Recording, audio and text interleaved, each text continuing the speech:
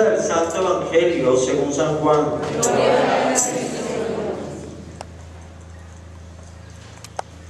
El día de la resurrección, primer día de la semana, por la tarde, estaban en casa los discípulos con las puertas trancadas, por miedo a los judíos.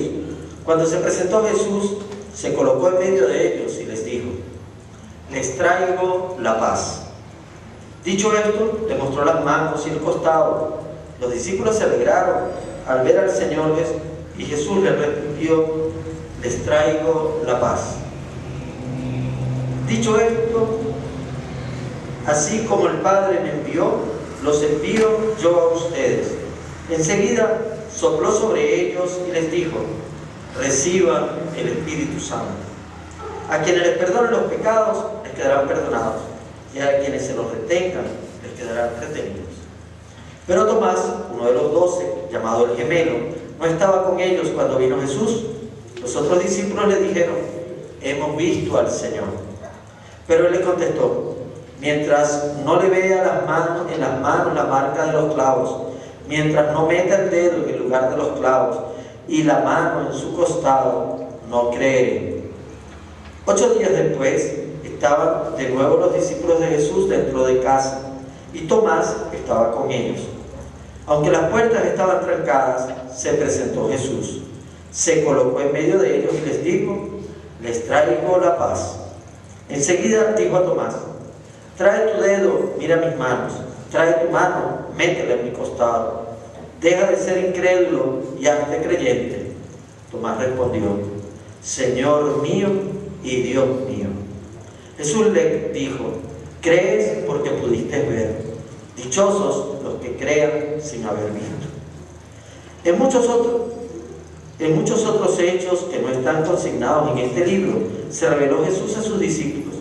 Estos han quedado consignados para que crean que Jesús es el Mesías, el Hijo de Dios, y para que creyendo tengan vida en su nombre.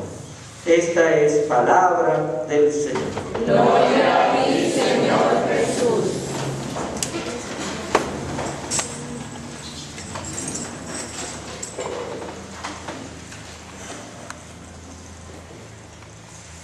El acontecimiento más importante de la historia de la humanidad después de la creación es precisamente la resurrección de Jesús.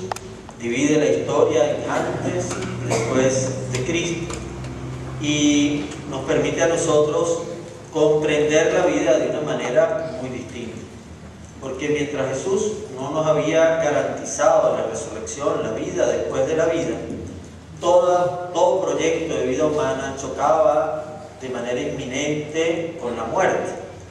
Y cualquier empresa que nosotros emprendiéramos, cualquier expectativa que nosotros pudiéramos tener en esta vida, pues tenía una espada de Damocles encima, porque es que nadie sabe el día y la hora de su muerte. Lo que estamos ciertos es que cuando morimos, nada de lo que hemos cosechado, cultivado, hecho crecer en esta vida se va con nosotros, con la muerte, sino que todo eso se queda aquí. Y entonces decían los romanos: comamos y bebamos, que mañana moriremos. Y con todo el poder del mundo que tenía esa gente, yo sabía que no tenían poder para alargar ni un solo segundo su existencia. Y hoy en día los seres humanos seguimos en lo mismo. Por más que nosotros querramos, no tenemos el dominio sobre la muerte. Sabemos que tenemos un día en que vamos a morir, no sabemos cuándo, pero sabemos que vamos a experimentar la muerte. Pues esperaban los judíos, los apóstoles, entre ellos, todo el mundo esperaba que el Mesías llegara a liberar al pueblo judío del imperio romano. Y lo que menos esperaban es que Jesús ni eso, lo que le pasaba por la mente, pues él no venía a enfrentarse a los romanos, sino que él venía a liberarnos del imperio de la muerte. Y venía a liberar a toda la humanidad del imperio de la muerte. Y él, por más que trató de explicarlo, los otros estaban tan convencidos de lo otro, que todavía Jesús murió y resucitó, y a ellos les costó comprender y hacer el cambio de registro a lo que verdaderamente había sucedido y por lo que Jesús había venido. Ellos esperaban que le entregaran un telefonito así, de esos chimborros que apenas sirven para leer mensajes y para hablar por teléfono, y resulta que le mandaron, no sé, un J10, algo así. Y entonces quedaron deslumbrados, pues pasó el tiempo y los tipos deslumbrados no daban con todas las capacidades de lo que estaba pasando, no asimilaban, porque es que era demasiado camisón pa' Petra. O sea, no esperaban esa noticia, los dejó reseteados, ¿verdad? Como no queda la computadora así, pues así se quedaron. Y no era para menos, porque no se lo esperaban, nadie se lo esperaba. Pero como Jesús les dijo en Emaús, a los que iban camino a Emaús, les explicó, las escrituras ya lo decían. Él había pasado 3 años avisándoles que iba a morir y que iba a resucitar, pero es que eso, no le entraba, porque si no tengo para comer, ¿cómo voy a tener mucho de eso? O sea, no era compatible en los esquemas de ellos poder pretender, es más, todavía en nuestros tiempos, que yo les diga a ustedes que el destino final de nuestra historia es face to face con Papá Dios, VIP, comiendo lo que Él come, bebiendo lo que Él bebe y compartiendo en su mesa su fiesta y disfrutando con Él cara a cara como hijo suyo. Ustedes me dirán, no, padre, usted como que está exagerando la nota. No estoy exagerando la nota, la oferta de Jesús es esa.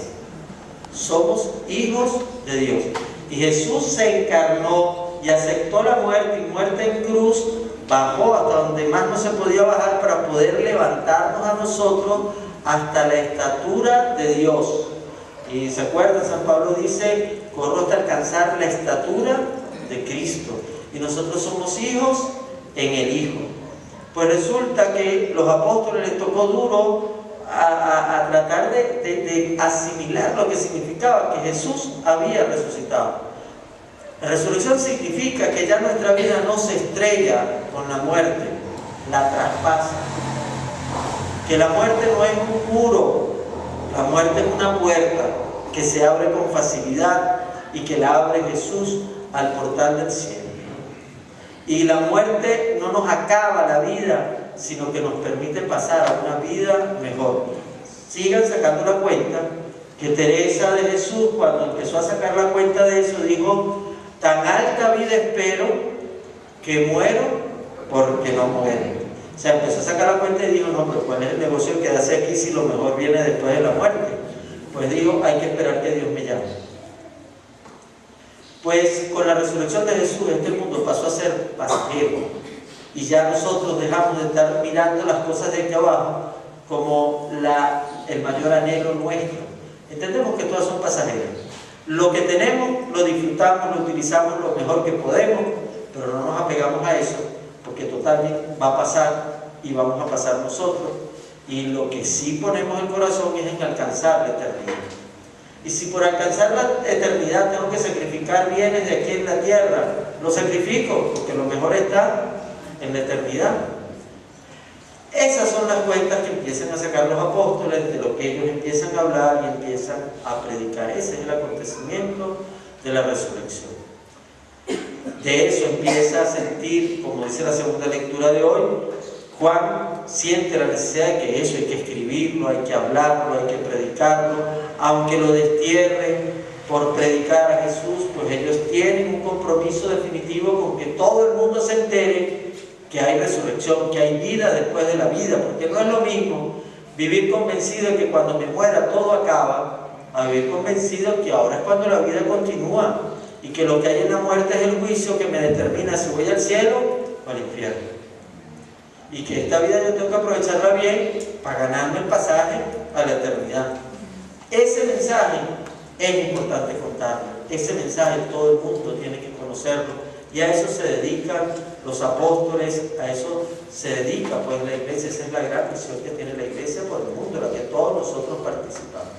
Fíjense qué interesante es que el acontecimiento de la resurrección de Cristo, a estos cobardes que huyeron cuando atraparon a Jesús, ¿sí?, que estaban todavía a los 3 días de Jesús muerto, estaban enconchados, ¿sí?, con la puerta cerrada, ventanas cerradas, para que no lo vieran y para que no lo agarraran. Pues cuando se les aparece y se les mete en la casa con todo cerrado, se les aparece Jesús resucitado, pues pasa lo que hoy cuenta el Evangelio. Pero entonces, este resucitado, fíjense ustedes, saquen la cuenta. Ustedes están con los que supuestamente son sus amigos, ¿sí? Están a punto de que los maten y están conscientes de lo que les viene y están con ellos pasando la noche en que los van a atrapar, y resulta que cuando ustedes voltean por un lado, voltean para el otro, no tienen a nadie. Y de repente, pues, usted solo, cargando la cruz, llevando todas las cosas, la muerte, todas esas cosas. A los 3 días de muerte usted logra resucitar, llega a la casa donde están esos amigotes. ¿Qué saludo le dirían a usted?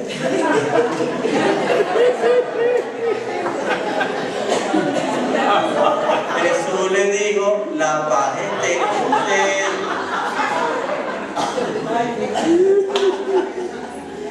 Por eso este domingo es el domingo de la misericordia. Por eso uno vino a la cuenta que Jesús vino a arreglar, no fue: ah, tú me fallaste, ahora tú te bromas. Ojo por ojo y diente por diente, no es la ley de Dios. Pues Jesús vino a esos traidores, a esos cobardes, les vino a decir: la paz esté con ustedes. A veces nosotros, cuando sacamos cuenta de nuestros pecados, pensamos: mira, Dios ya no me quiere hablar más nunca, ya estoy seguro para el infierno, pues estaré como en la quinta, sexta, séptima página.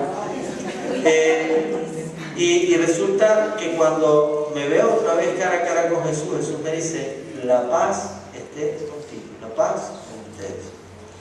Pues Jesús no murió para condenarnos, murió para salvarnos. Y de hecho, las primeras prédicas de los discípulos, lo escuchamos estos días a Pedro, decía: ese al que ustedes mataron, Dios lo resucitó. Pero después seguía el discurso y decía: conviértanse para que ustedes también se salven. O sea, no es que Dios lo resucitó para que venga a acabar con ustedes, a freírles las caras, a acabar con todos ustedes, no dejar piedra sobre piedra. Pues no, sino que ese Dios lo resucitó para que ustedes también se conviertan y encuentren la salvación. Y esa en la cruz dijo: Padre, perdónalos porque no saben lo que hacen. Eso es lo que se llama misericordia. Un principio básico para la reconstrucción del país y para la reconciliación nacional.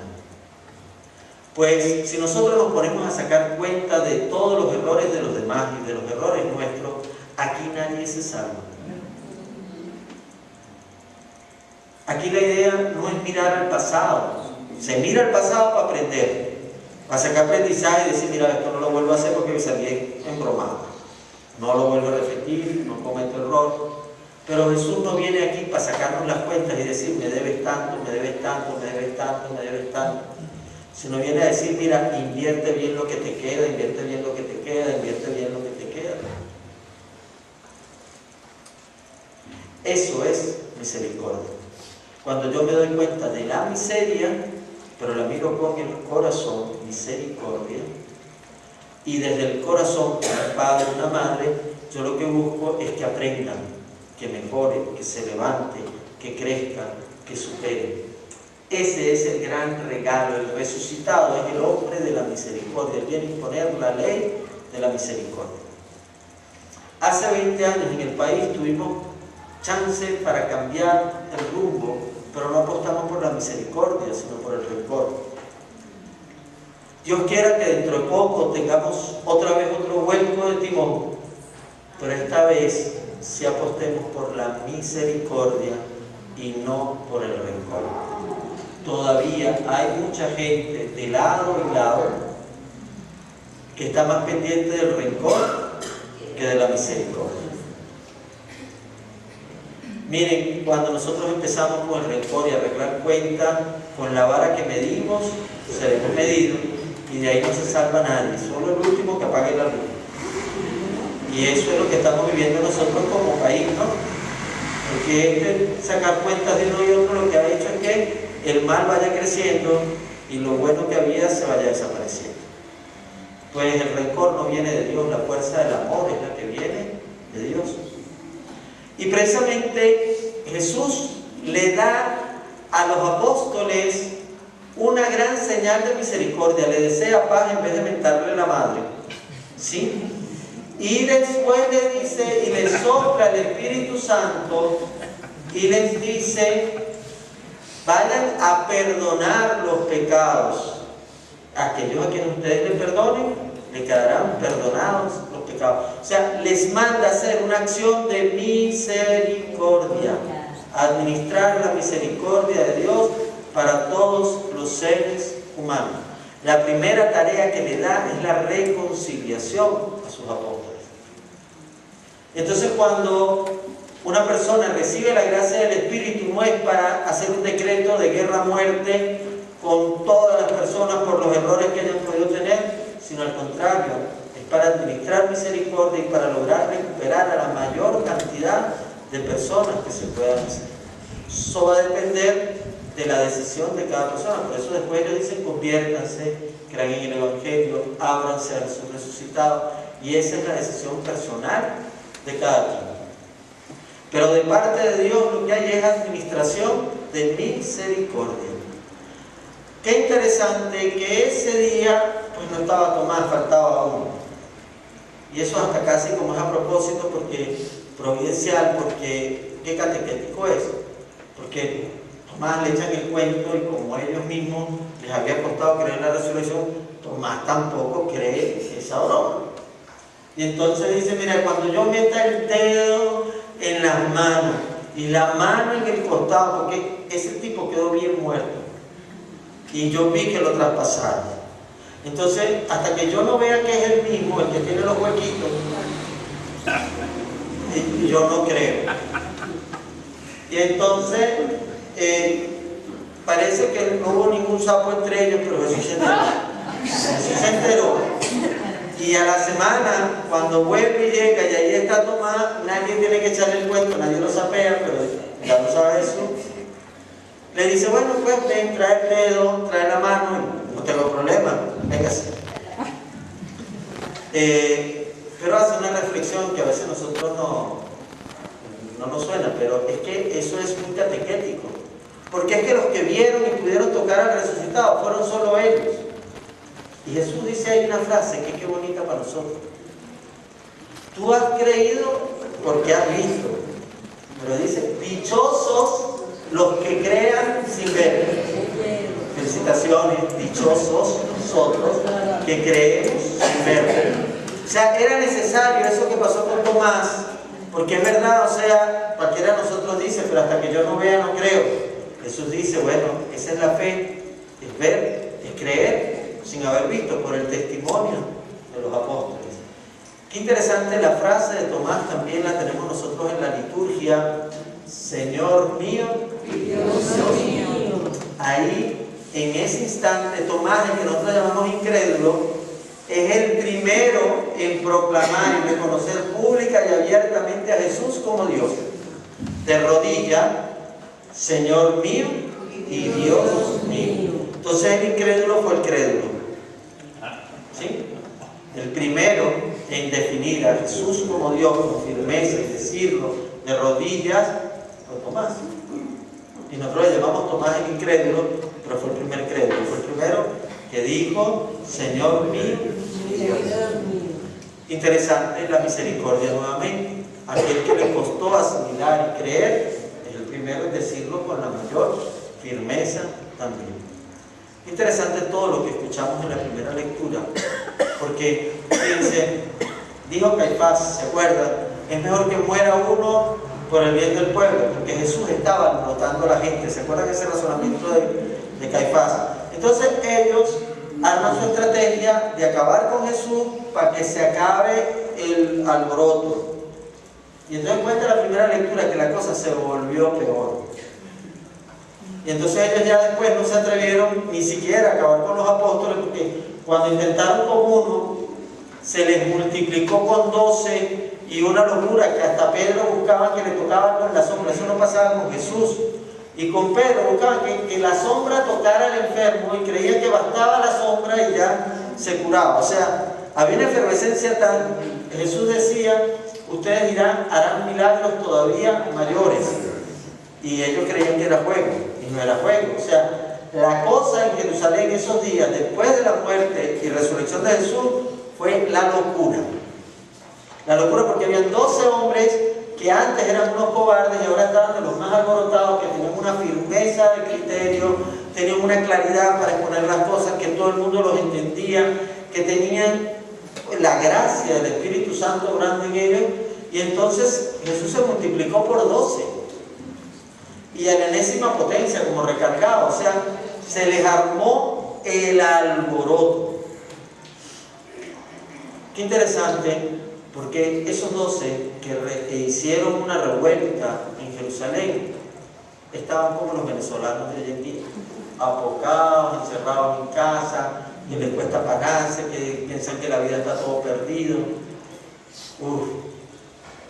Que Dios nos regale a nosotros experimentar esa experiencia de resurrección como pueblo y que nos activemos como se activaron esos hombres a reconstruir nuestra nación desde los principios de la misericordia, y que donde ahorita nosotros vemos tanto desánimo, empiece a reinar un ánimo. Donde nosotros nos sentimos tan perdidos, empecemos a tener claridad de criterios, y eso se puede con la gracia del Espíritu Santo, con la gracia de Dios, que fue capaz de lograr ese cambio en los apóstoles y va a ser capaz de lograrlo también en nosotros. Por eso, estos días son días de intensa oración, pidiendo que la gracia del resucitado se haga profunda y eficaz en nuestra nación, en nuestra familia, en la vida personal de cada uno de nosotros. Si el necio de Pedro pudo hacer los milagros que hizo, pues también nosotros podemos servir a la gracia de Dios. Basta que Dios lo quiera y que nosotros lo dejemos. Dios tiene pensado por nosotros muchas obras grandes. Lo único que está necesitando es la apertura de nuestro corazón. Yo no puedo decidir si el corazón del ministro tal o del general tal se va a abrir, pero yo puedo decidir si mi corazón se va a abrir. Pedro no estuvo preocupado si Caifás decidía creer en Jesús. No, pero él decidió creer en Jesús y hablarle a los que quisieran creer en Jesús. Bueno, nosotros hoy en día no nos preocupemos por fulano o sultano, sino que nos preocupemos por convertirnos primero nosotros, y por aquel que quiera abrirse, nosotros le contamos la noticia, los ayudamos, y con los que quieran sumamos, y a fuerza de la suma iremos transformando el país. Que el Espíritu de Dios nos acompañe, la gracia de Dios se valga de nosotros para generar una nueva historia, y donde hay tanta oscuridad, tanta opresión, tanto miedo, tanto desánimo, pueda, como sucedió en Jerusalén, resurgir vida, esperanza, paz, alegría, reconciliación, como es la voluntad de Dios, que así sea. Amén.